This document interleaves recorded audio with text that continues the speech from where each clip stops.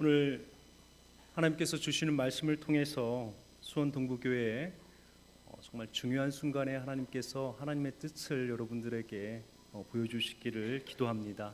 네. 오늘 전달하고자 하는 그 말씀 가운데에서 이미 많은 중요한 말씀을 여러분들은 매일 교회에 올 때마다 보고 계십니다. 오늘 7절에 있는 말씀이죠. 내가 보는 것은 사람과 같지 아니하고 자, 사람은 외모를 보거니와 나 여호와는 중심을 보느니라. 아멘.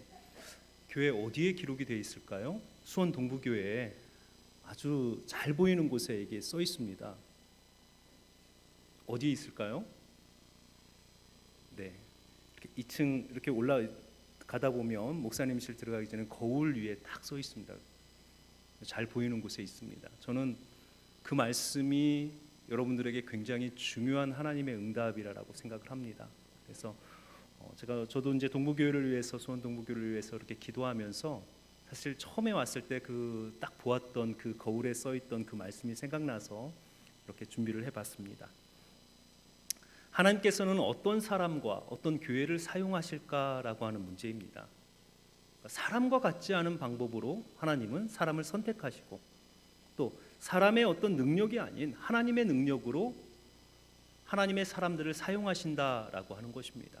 그래서 우리의 인생이 지금 이 아침에 여러분들이 이곳에 오실 때까지 우리는 다양한 삶의 모습들을 가지고 살았습니다. 어느 사람도 인생을 살면서 내가 저 사람과 동일한 인생을 살았다라고 이야기할 수 있는 인생은 없습니다.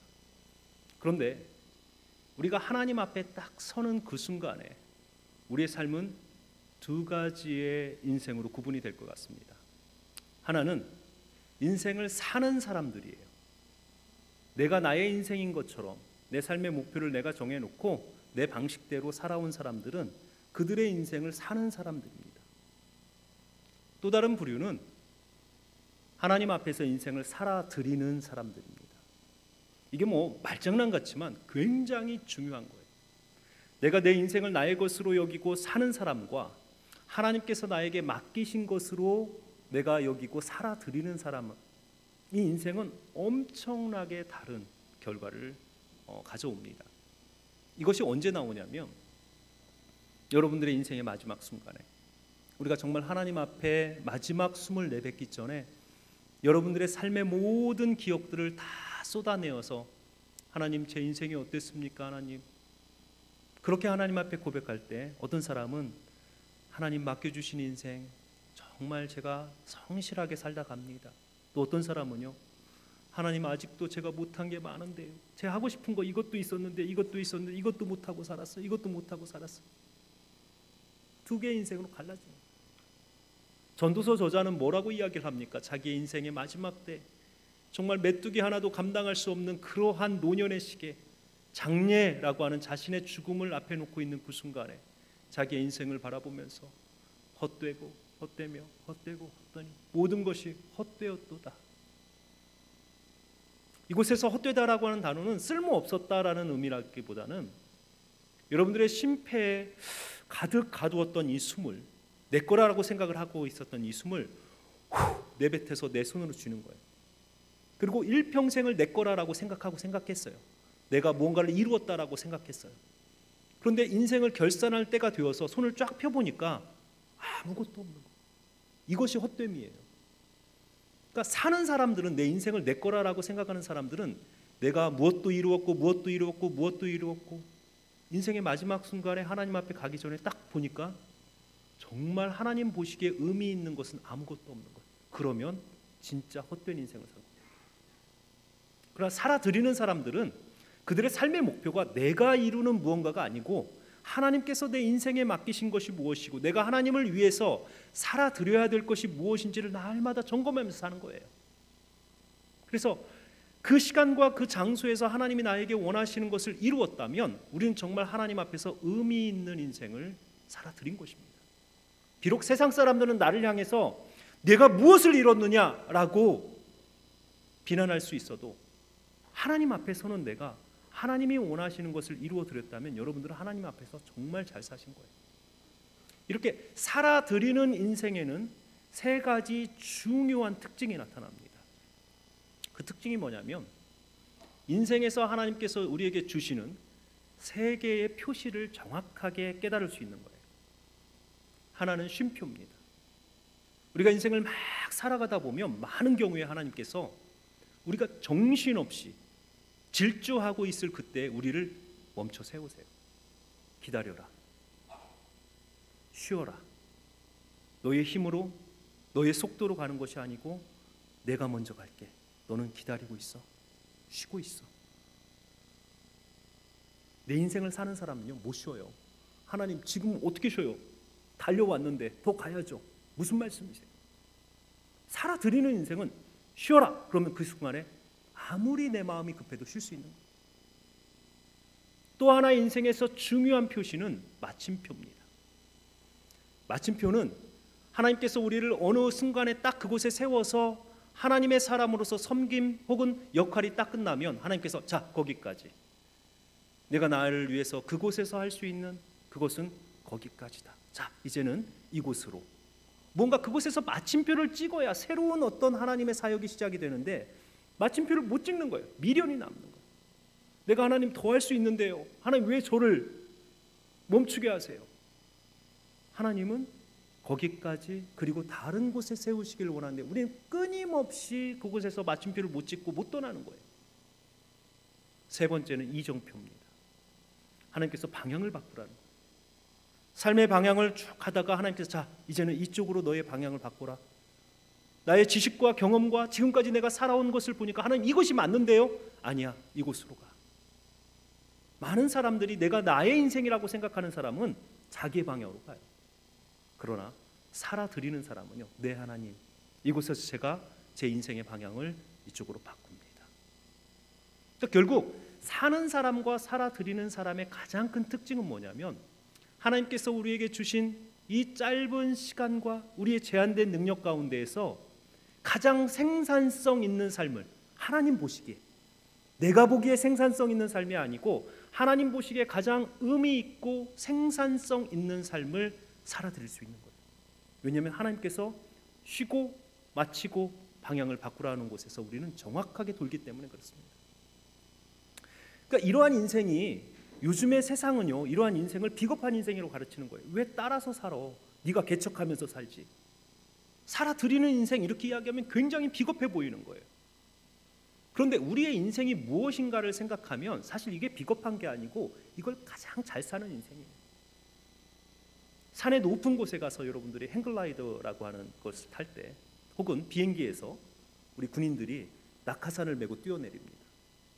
그런데 그 사람들이 아니 무슨 창피하게 행글라이더야, 무슨 창피하게 낙하산을 매, 내가 가지고 있는 이 팔로 날개를 저어서 나는 뛰어내릴 거야 하고 용감하게 산의 절벽에서 뛰어내렸어요. 행글라이더를 벗고. 자, 그럼 그 사람의 인생은 어떻게 돼요? 빠르게 추락해서 멸망하는 거예요. 그게 자신이 정말 결정한 인생이고 옳아 보여도 하나님의 백성의 삶은요, 주의 날개를 쫙 펴고 하나님께서 자, 내 날개 밑으로 붙어. 그래서 내가 부는 바람에 따라서, 내가 너의 바꾸는 그 방향에 따라서 너의 인생을 바꾸고 내가 날아가는 곳까지 너는 함께 날아가는 거야. 이게 성도의 삶이거든요. 그래서 우리가 정말 하나님 앞에서 살아드리는 인생, 이 인생을 사는 사람에게 특징은 목적이 다른 거예요. 삶의 목적이. 사는 인생은요, 움켜쥐려고 하는 인생이에요. 무엇이든지 움켜쥐려고 합니다. 얻으려고 하고요. 그게 없으면 불행하다라고 여겨요. 그런데 하나님 앞에 살아드리는 인생은요, 오히려 손을 펴니다. 나의 것을 가지고 하나님을 싹 섬기는데 나의 것이 빠져나가도 내가 오히려 채워지고 행복한 거예요. 이게 이제 살아드리는 인생의 굉장히 중요한 하나의 표시입니다. 오늘 우리는 말씀을 통해서 우리가 어떻게 살아야 하나님 앞에서 정말 이렇게 하나님 보시기에 의미 있는 살아드리는 인생을 살 수 있을까라고 하는 그 문제를 좀 다루고자 합니다. 성도들의 삶뿐만 아니고 하나님의 교회는 또 어떻게 살아야 될 것인가, 하나님 보시기에 가장 합당한 모습이 무엇인가라고 하는 문제도 함께 살펴보도록 하겠습니다. 오늘 두 사람의 인생을 좀 비교하고자 합니다. 한 사람의 인생은 그가 열심히 산 사람이에요. 또 한 사람은 하나님 앞에서 살아드린 사람입니다. 바로 이스라엘의 두 왕, 초대 두 왕 사울과 다윗입니다. 이들의 등장부터 성경은 전혀 다른 방식으로 등장을 시킵니다. 사울은요, 등장하는 그 순간에 사울을 묘사할 때 그가 준수한 청년이었고 이스라엘 자손 중에 그보다 더 준수한 자가 없고 다른 사람보다 키가 머리 하나가 더 있을 정도로 키가 어깨 위에 더한 자다라고 설명합니다. 그러니까 사울을 등장시키는데 그의 어떤 내적인 면, 그 다음에 하나님과의 관계에 주목하기보다는 사람이 보기에 굉장히 좋은 사람이었다라는 거예요. 준수한 자, 그보다 더 좋은 사람이, 더 좋아 보이는 사람이 없을 정도로 아주 키도 크고 준수한 자입니다. 그리고 실질적으로 사울은 초대 왕으로서 그가 이스라엘의 정치, 그 다음에 경제, 사회 모든 면에 있어서 상당히 성공적인 통치를 했습니다. 그런데 놀랍게도요, 하나님은 이 사울에 대해서 사람의 평가와는 전혀 다른 평가를 합니다. 15장에 보니까 하나님께서 이렇게 이야기를 합니다. 11절에 내가 사울을 세워 왕 삼은 것을 후회하노니 그가 돌이켜 나를 좇지 아니하며 내 명령을 이루지 아니하였음이니라. 사무엘이 또 사울을 향해서 이렇게 이야기합니다. 왕이 여호와의 말씀을 버렸으므로 하나님께서도 왕을 버려 더 이상 왕이 되지 못하게 하셨나이다. 준수한 자가, 잘난 자가 하나님으로부터 버림을 받았다라는 것. 자, 그런데 그와 비교해서 다윗이라고 하는 인물의 등장을 보니까요, 오늘 우리가 읽은 본문입니다. 사울이 하나님으로부터 버림을 받은 이후 사무엘은 이제 또 다른 왕을 세우고자 뿔병에 기름을 담아가지고 이새의 집으로 갑니다. 아들들을 쭉 그 앞으로 나오게 하는데요, 하나님께서 No, no, no, 아니다, 아니다, 아니다 이렇게 이야기를 합니다. 자, 그러면서 오늘 우리가 읽은 본문에서 보니까요, 7절에 보니까 7절 앞에 여호와께서 사무엘에게 이르시되, 엘리압을 보고, 첫째 아들입니다, 엘리압을 보고 그의 용모와 키를 보지 말라, 내가 이미 그를 버렸노라. 자, 엘리압이라고 하는 사람은 하나님으로부터 어떤 사명을 받은 적도 없어요. 그런데 내가 이미 그를 버렸노라라고 말씀하는 것은 누구를 염두에 두고 하는 건 이야기냐면 사울을 염두에 두고 하는 얘기. 이런 타입의 리더는 이미 하나님께서 사용하지 않기로 사울을 통해서 너에게 보여주지 않았느냐. 엘리압은 굉장히 준수한 자로 보이거든요. 자, 그러면서 하나님께서 찾으시는 자는 어떤 사람이냐면 외모가 준수한 자가 아니고 하나님과의 관계 속에서 혹은 하나님이 원하시는 무언가를 가지고 있는 사람이라는 거예요. 자, 그런 사람의 등장이 누구로 등장하냐면 엘리압과 아비나답과 삼마라고 하는 형들이 쑥 지나가고 나머지 4명의, 그래서 총 7명의 형들이 지나가고 실제 하나님이 찾는 사람의 모습을 다윗의 모습으로 등장을 시키는데요, 다윗을 이렇게 표현합니다. 성경에서는 그의 빛이 붉고 눈이 빼어나고 얼굴이 아름답더라 라고 이야기를 합니다. 우리는 이 성경의 어떤 번역을 보고 다윗은 상당히 그 시대에 BTS이지 않았을까, 방탄소년단 정도의 그런 어떤 아주 잘생기고 미소년의 그런 모습이지 않았을까라고 우리가 생각할 수도 있습니다. 그런데 이 표현 자체가 굉장히 신학적인 의미를 담고 있어요. 여기에 먼저 보니까요, 얼굴이 그의 빛이 붉고라고 되어 있는데 사용된 단어가 히브리어 에돔이라고 하는 단어입니다. 여러분들 에서와 연결된 단어죠.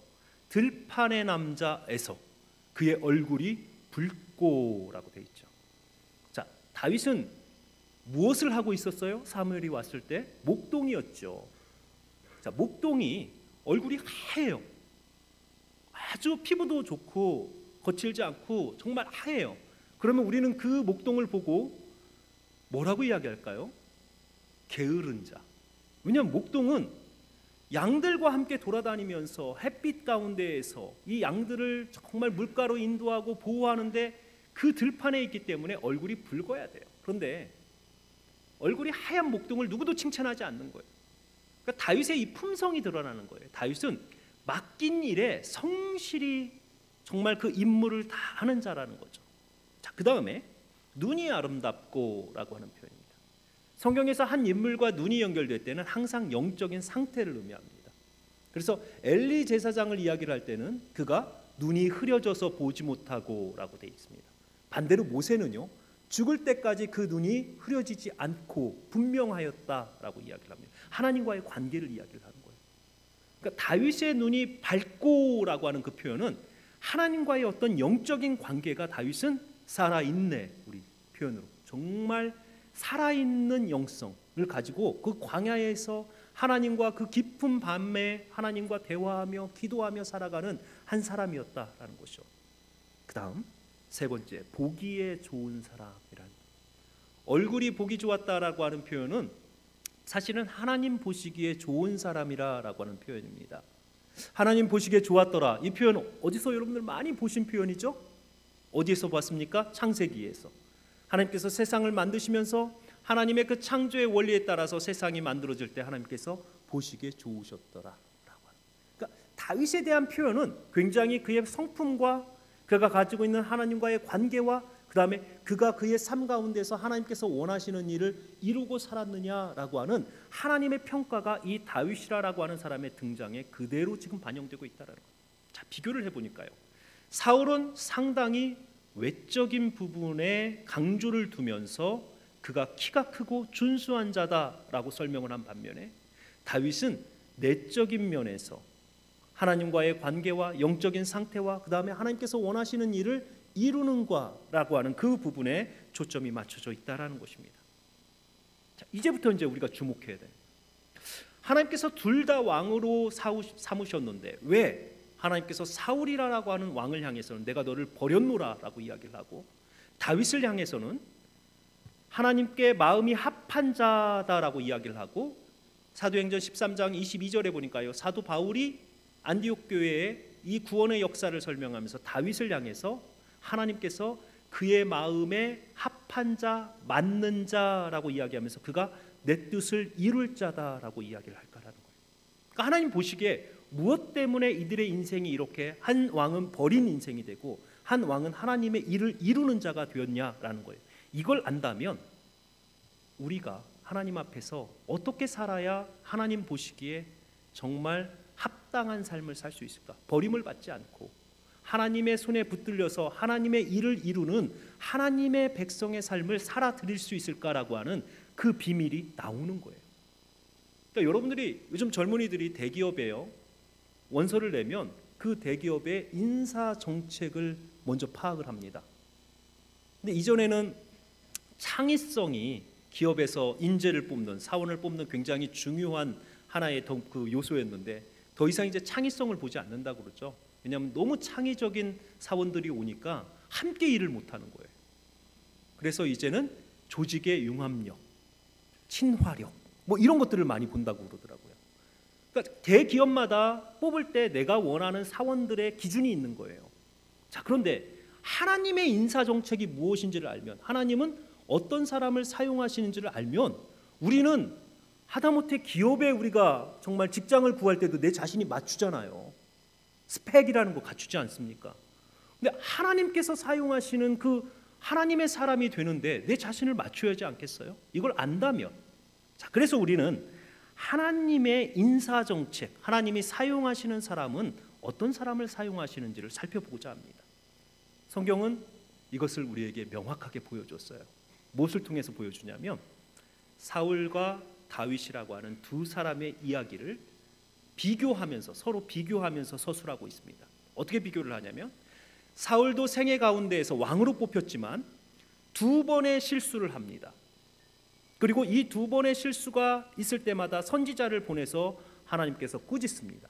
그러면 사울은 그 선지자의 말씀에 반응합니다. 다윗도 마찬가지예요. 다윗도 왕으로 세워졌고 그 이후에 두 번의 실수를 합니다. 그때마다 하나님께서 선지자를 보냈고 꾸짖으면 다윗이 그것에 반응을 합니다. 자, 이 반응에 따라서 하나님께서 사용하는 사람과 버리는 사람의 특징이 나오는 거예요. 사울은요, 두 번 큰 실수를 하는데요, 우리 눈으로 볼 때는 사실 별거 아니에요. 첫 번째는 13장에 나타나는 블레셋과의 전투입니다. 자, 하나님께서 명령하신 거룩한 전쟁, 가나안의 정복 전쟁은 어떤 식으로 이루어가냐면 하나님의 선지자가 제사장이 와서 제사를 드리면서 하나님 올라가서 이 적들을 칠까요? 하나님께서 내 손에 붙였으니 올라가라. 그러면 올라갑니다. 하나님의 군대가 가서 먼저 그들을 혼돈시키면 이스라엘 군대가 가서 치고 돌아와서 하나님 앞에 제사를 드리는 거예요. 이게 이제 성전, 거룩한 전쟁의 패턴입니다. 그래서 항상 하나님 앞에 먼저 묻고 올라가는 거예요. 일주일을 기다리는데도, 블레셋의 군대는 쳐내려오는데 일주일을 기다리는데도 사무엘이 오지 않습니다. 사울이요, 이 마음이 당황스러워요. 그 순간에 하나님은 뭘 명령하셔요? 쉼표를 명령하시는 거예요. 기다려. 사울은 못 쉬는 거예요. 무언가 이 제사만 빨리 지내면 되는데 이 노인네가 안 와가지고 정말 저 적들이 쳐 내려오는데 사람들은 다 흩어지고 있고 마음이 당황스러워. 자기가 제사장처럼 제사를 드리고 나아가서 전쟁을 수행합니다. 이후에 사무엘이 와서 경고를 합니다. 왕이여, 어찌하여 하나님 앞에 이렇게 악을 행하였나이까. 두 번째는요, 아말렉과의 전투. 아말렉 족속은 가나안 7족이 아니지만 이스라엘 백성들이 홍해를 가르고 나올 때 그들을 가장 먼저 막았던 족속이에요. 그래서 하나님께서 그들을 진멸하라라고 명령하셨습니다. 그런데 이 아말렉 족속을 진멸할 기회가 사울 왕에게 왔는데요, 사울이 가서 진멸하지 않고 그 눈에 좋은 것을 다 그냥 가져오고 아각 왕도 살려둔 거예요. 사무엘이 와서 왕이 하나님의 말씀을 따르지 않으니까 하나님도 왕을 버리셨나이다. 태도는요, 사울이 좋습니다. 그런데 지금은 나와 함께 올라가서 장로들 앞에서 내 체면을 좀 세워주고 가세요. 사무엘이 그냥 가려고 하니까 옷자락을 붙들고 찢습니다. 누구를 위해서요? 사람들의 눈에 제발 좀 내 체면을 좀 세워주고 가세요. 사울의 눈에는 하나님의 심판보다 사람들의 심판이 훨씬 두려웠던 거예요. 그러니까 그의 마음에 하나님이 있는 것이 아니고 사람들의 평가가 항상, 사람들은 나에 대해서 뭐라고 이야기를 할까? 다윗이 조금만 부각이 되니까 이 마음속에서 너무 비교의식 가운데에서 우울증이 일어나는 거예요. 이게 바로 인생을 사는 사람들의 특징이에요. 나보다 조금 잘 사는 사람이 있으면, 빨리 성공하는 사람이 있으면 내 마음이 너무 조급해지는 거죠. 왜냐하면 쉼표, 마침표, 이정표에 그 하나님의 인도하심이 없기 때문에 그런 거예요. 두 번 다 사울은 변명합니다. 당신이 늦게 왔잖아요. 당신이 하나님 앞에 제사 드리려고 제가 구해놓은 거예요. 하나님의 말씀이 왔을 때 사울은 두 번 다 변명합니다. 다윗은요, 사무엘하 11장의 밧세바 사건 이후에, 그리고 사무엘하 24장에 하나님이 세지 말라라고 하는 백성의 수를 계수함으로 말미암아 하나님 앞에 커다란 죄를 졌어요. 사울의 죄악에 비하면 다윗의 죄악은 정말 엄청난 죄악이에요. 10계명에 2계명을 어겼습니다. 죽어야 되는 죄예요. 그런데 나단 선지자가, 갓 선지자가 와서 다윗을 꾸짖을 때 다윗은 그 자리에서 바로 회개합니다. 하나님 앞에 바로 엎드려 회개합니다. 이게 마음의 중심에 사람의 어떤 삶의 목적을 두고 있는 사람과 하나님의 뜻을 이루고자 하는 사람의 큰 특징이에요. 우리는 정말 하나님의 백성들이지만 다윗과 같이 연약한 자들입니다. 얼마나 많이 넘어지는지 몰라요. 그러나 정말 우리의 마음속에 그 중심에 하나님이 있다면, 하나님의 말씀이 선포되어지는 그 순간에 그 말씀이 나의 삶을 비추었을 때 우리는 정말 완악해서는 안 됩니다. 하나님 앞에, 그 말씀 앞에 자복하고 회개해야 돼요. 그러니까 이곳에서 다윗을 향해서 바울이 하나님의 마음에 합한 자, 맞는 자라고 평가했는데요, 그 헬라어의 원래 의미는 이거예요. 하나님의 마음이 있으면 내 마음을 하나님의 마음에 맞추어서 이렇게 쫓아다니는 거예요. 이렇게 하나님의 마음이 움직이는 데마다 내 마음이 이렇게 따라가는, 이게 하나님의 마음에 맞는 자라는 거예요. 하나님은 이러한 사람을 찾는 거예요. 그가 완벽하여서 그의 능력으로 무엇을 이루는 자가 아니고 그 마음에서 하나님의 마음을 찾고 하나님의 마음의 방향에 따라서 그의 인생을 방향을 바꿀 수 있는 자, 이런 사람을 하나님은 우선적으로 선택합니다. 또 하나의 하나님의 인사정책은요, 하나님은 사람의 능력을 빌어서 사용하지 않고 사람을 채워서 사용하십니다. 무슨 얘기냐면, 능력이 많은 자들이 그들의 능력으로, 하나님 뭐가 필요해요? 하나님 재물이 필요하십니까? 하나님 사람이 필요해요? 제가 할 수 있어요. 하나님 뭐 필요해요? 이런 사람 하나님 절대 사용하지 않아요. 하나님은요, 주님 저는 연약합니다. 주님 부족합니다. 하나님의 은혜가 필요합니다. 날마다 자기 자신의 연약함을 고백하고 하나님의 은혜와 능력을 구하는 자를 하나님은 채워서 사용하시는 분이에요. 능력 많은 자들은요, 세상에 더 많습니다. 돈 많은 자들은 세상에 널렸어요. 그러나 하나님은 그런 사람들 절대 사용하지 않아요. 하나님께서 사용하시는 자는요, 마음의 중심에 하나님을 모시고, 내가 비록 연약하지만 날마다 넘어지지만 아침을 시작하면서 하나님 앞에서 하나님 오늘 하루 하나님 무엇을 해드릴까요? 하나님 제가 능력 없고 부족하지만 하나님 기뻐하시는 일 해드리고 싶어요. 제가 시간이 부족하지만 하나님 제 마음속에서 정말 하나님을 가장 우선순위에 두고 살고 싶어요. 하나님 저에게 능력을 좀 주십시오. 건강을 좀 주십시오. 하나님 제가 오늘 섬기고 싶은 곳이 있는데 하나님 재물을 좀 주십시오. 이렇게 하나님 앞에 무언가를 구하면서 하나님을 위해서 살아가는 이러한 사람들을 하나님은 선택해서 채워서 하나님의 뜻을 이루시는 분입니다. 삶을 보니까요, 사울은 사실 이룬 게 많아요. 사울은 마지막 전투 외에는 전투에서 패배한 적도 없고 초대 왕으로서 사실은 왕권을 굳건히해서 이룬 게 많아요. 그런데 사울에 대한 평가는 성경에서 그가 무언가를 이뤘다라고 어느 곳에서도 설명하지 않습니다. 그가 사람의 눈에 볼 때는 실수한 두 개의 죄 때문에 멸망했어요. 하나님 앞에 제사를 드리지 않고 자기가 제사장 역할을 하고 하나님을 만홀히 여기는 거죠. 그 다음에 전쟁을 이겼어요.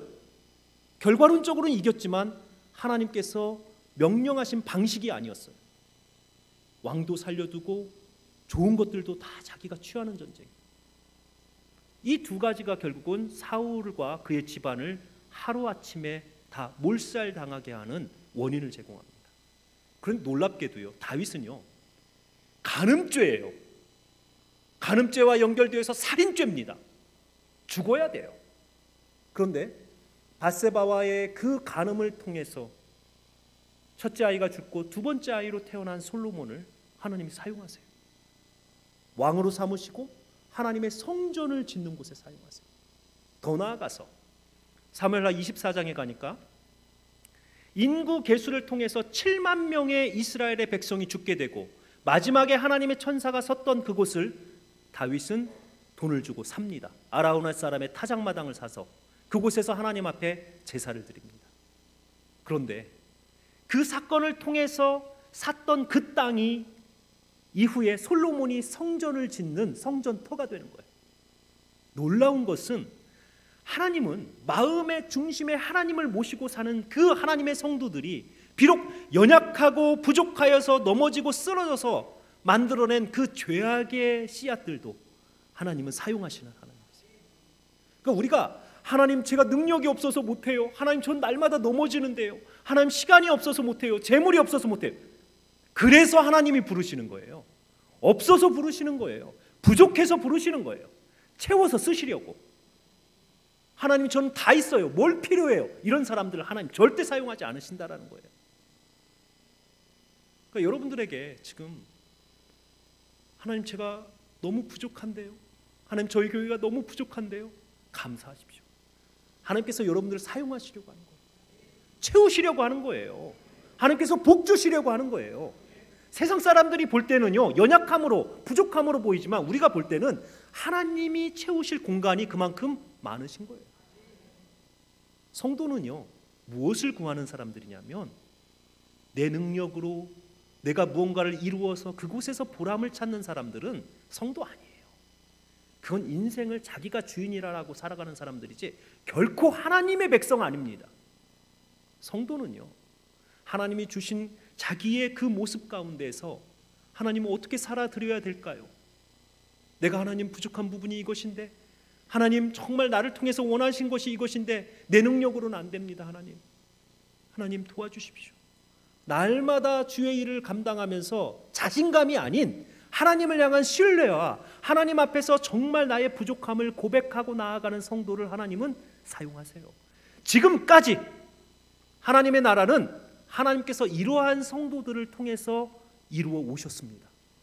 이 진리가 지금도 수원 동부교회에 그대로 적용될 줄로 믿습니다. 여러분들 이제 담임 목사님, 청빙이라고 하는 정말 중요한 위치에 있습니다. 우리 장로님들, 청빙위원들 금식하면서 지금 하나님의 사람을 찾고 있어요. 근데 정말 중요한 것은 담임 목사님들의 그 지원자들의 자격이 아니고 수원 동부교회와 여러분들의 마음이에요. 왜 좋은 목사가 와야 돼요? 왜 이 교회에 좋은 목사가 와야 되는지 그것을 먼저 보십시오. 그냥 좋은 교회, 좋은 목사님 오셔서 우리 교회 빨리 부흥해야 되는데 왜요? 왜 부흥해야 돼요? 만약에 나의 교회, 나의 부흥 이런 것들 아직도 내 안에 나라고 하는 것이 있다면 아무리 좋은 목사가 와도요, 하나님 보시기에 아무런 의미 없는 거예요. 본질은 지금 여러분들의 삶 가운데에서 정말 이 마음속에 내가 왜 하나님의 복을 받아야 되는지, 내가 그냥 잘 살기 위해서, 건강하기 위해서, 뭔가 누리기 위해서 복을 받아야 된다면 여러분들 교회 말고 다른 곳에 가서 외치셔야 돼요. 하나님은 그렇게 복 주시는 분이 아니에요. 하나님께서 주시는 복은요, 목적을 가지고 주십니다. 여러분들을 사용하시려고요. 그러니까 지혜롭게 기도해야 되는 거예요. 하나님 저에게 건강 주십시오. 건강 주면 등산 가고 골프 가고. 그게 아니고 건강 주시면 하나님 원하시는 일 제가 마지막까지 정말 성실하게 이루어드릴게요.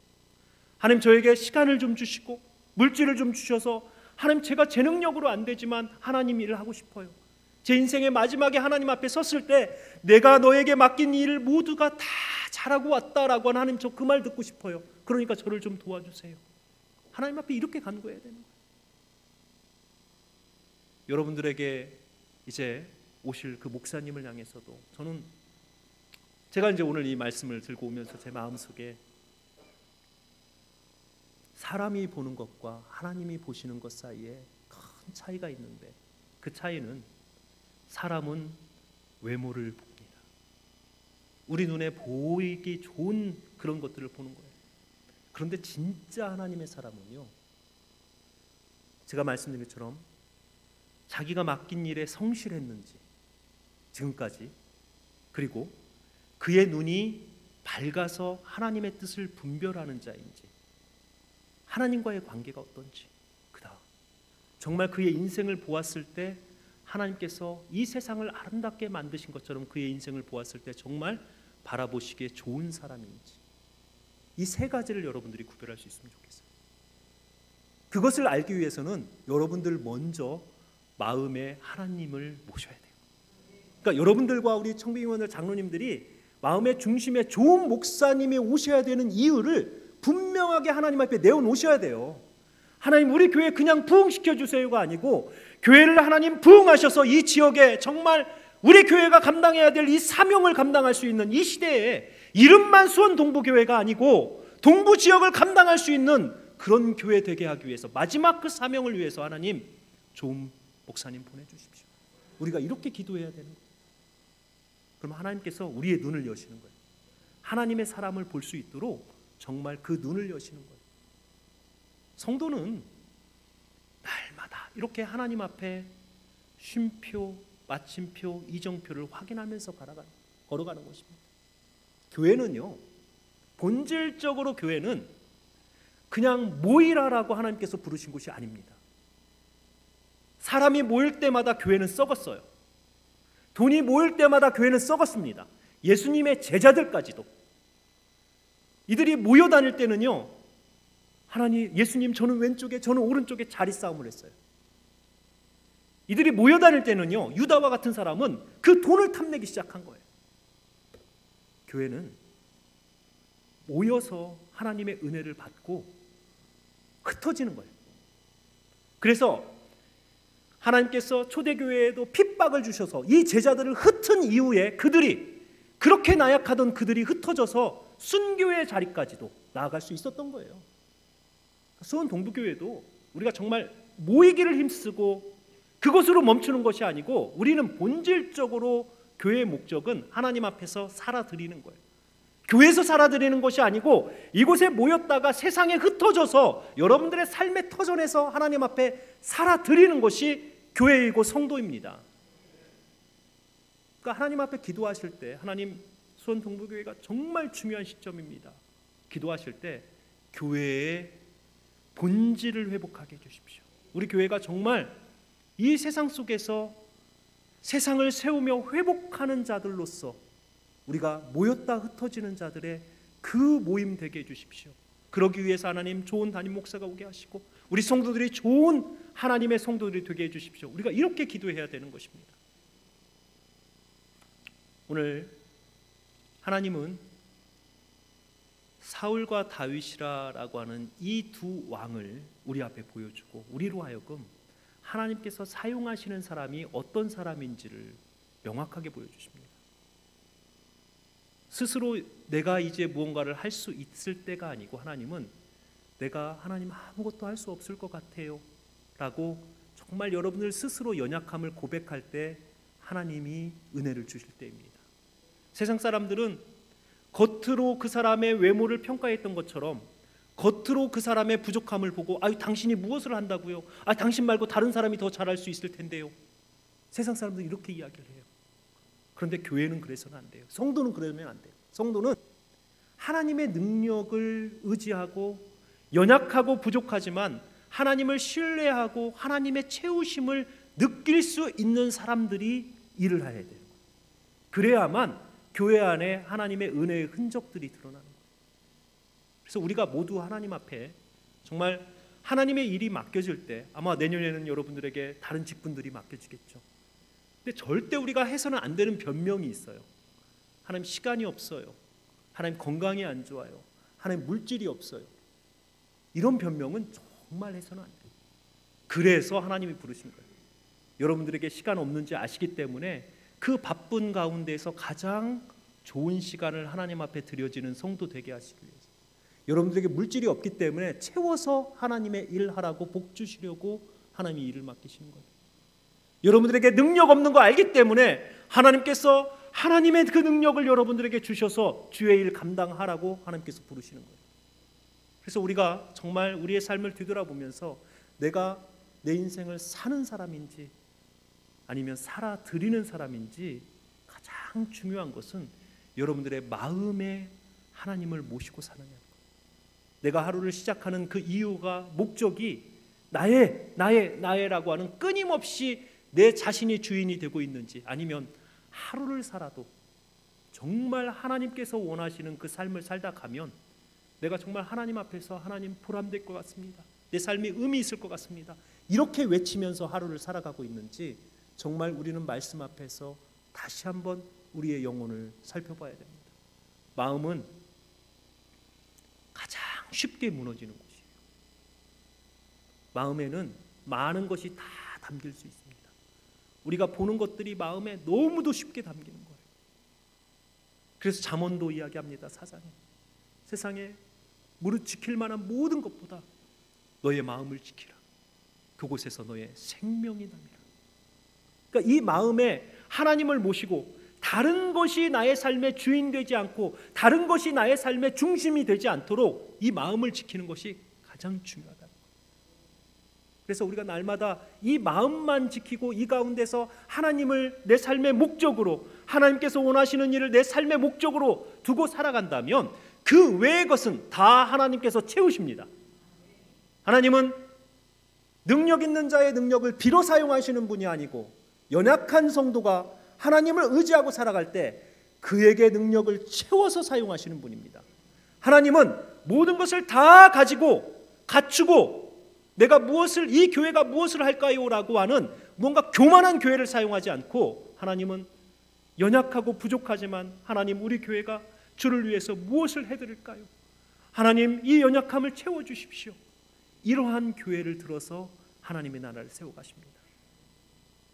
수원동부교회 우리 사랑하는 성도님들 그리고 이 교회가 정말 하나님께서 사용하시는 교회 됐으면 좋겠습니다. 하나님께서 쓰시기에 가장 좋은 모습으로 우리의 마음밭이 준비되었으면 좋겠습니다.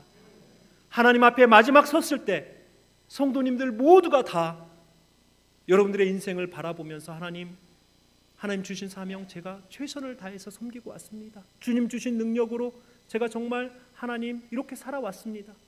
하나님께서 여러분들의 인생을 보시고 그래 착하고 충성된 종아 내가 잘 살았다 이런 칭찬받고 하나님의 이 몸된 교회가 하나님 바라보실 때 이 지역에 세워놓으신 그 하나님의 뜻을 이루어 드리는 수원 동부교회 되었으면 좋겠습니다. 그것을 위해서 우리가 좀 기도합시다. 우리가 정말 우리의 부족함을 오히려 하나님 앞에 내어놓고 간구하되 우리의 욕심을 채우기 위해서 채워달라고 하는 것이 아니고 하나님의 일을 이루기 위해서 우리에게는 하나님의 은혜가 필요한 거예요. 그래서 정말 좋은 담임 목사님이 오셔야 되는 이유도 바로 그거예요. 우리가 공동체가 되어서 하나님의 일을 이루기 위해서 그 하나님의 마음을 쫓아다니는 그런 목회자 올 수 있도록 정말 영적인 눈이 깨어서 하나님과의 관계가 살아있는 그런 목회자가 올 수 있도록 정말 하나님께서 맡기신 그 사명을 다 감당해서 지금까지 살아온 인생에 하나님 보시기에 좋은 목회자가 올 수 있도록 우리가 함께 기도하길 원합니다. 그래서 오늘 이 말씀을 통해서 정말 중요한 결정을 해야 되는 이때 하나님께서 우리에게 하나님의 마음을 깨닫게 하고 사람의 눈으로 정말 무언가를 판단하는 것이 아니고 우리가 먼저 하나님의 마음을 우리 가슴 안에 품고 하나님의 마음을 쫓으면 저는 인도하심이 분명히 있을 거라고 생각합니다. 그래서 그러한 아름다운 그런 결과들이 있어지기를 주님의 이름으로 축원합니다.